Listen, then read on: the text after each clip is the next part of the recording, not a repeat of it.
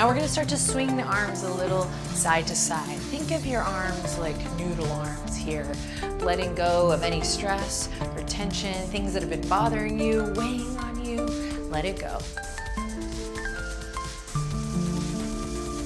All right, now we're going to ground and quiet down. So bring the feet wide, bring the hands to the waistline. Take a deep breath in through your nose and out through your mouth.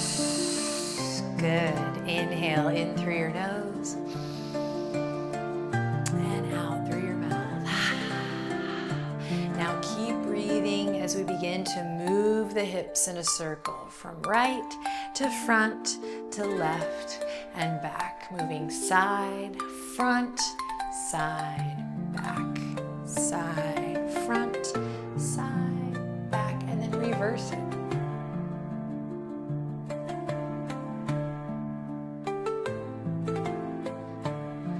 Good. Reverse it one more time.